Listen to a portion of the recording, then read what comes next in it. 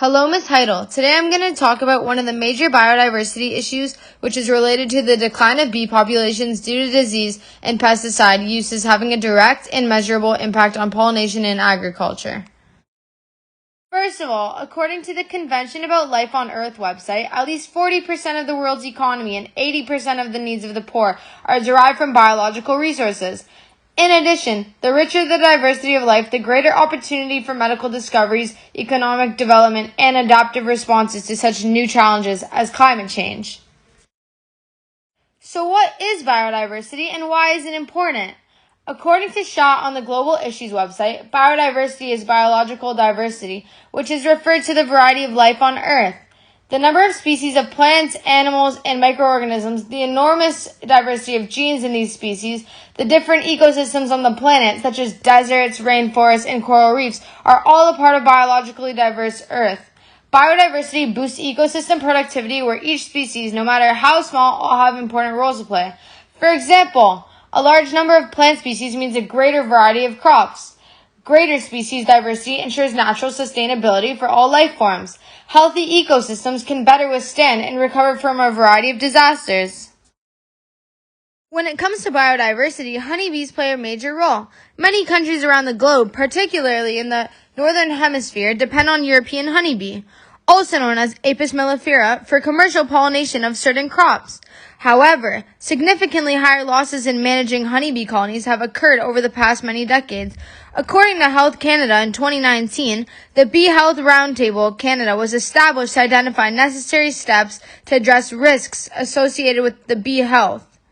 A number of factors that affect bee health include parasites, pests, and pathogens, wintering, food supply and water, beekeeping practices, and pesticides. According to the National Academies Press, in 2007, there was a clear decline in bee colonies in Canada from 1947 to 1970, as shown in the left side of the graph. Overall, Canada did not gain significantly in the amount of bee colonies, as therefore stayed decently steady at 0.6 million. On the other hand, the U.S. has decreased significantly and lost over 50% of its bee colonies from 1950 to 2005. Unfortunately, the United States, Canada, and Mexico do not have strong long-term monitoring or baseline data for wild bee species. However, records of bee decline clearly exist. According to Castle in 2013, pesticides are insecticide sprays that are responsible for fatal incidents with bees. Neonicotinoids are a class of pesticides that have been approved for use in Canada and around the world for many years. According to Health Canada in 2014, there was a significant drop in bee population as a consequence of neonicotinoid pesticide treatment of seeds during planting versus post-planting. The bar graph shows the number of bee yards reported in 2012, 2013, and 2014 during planting and post-planting with dead bees. So it is quite clear that pesticides poison honeybees and increase their mortality rate.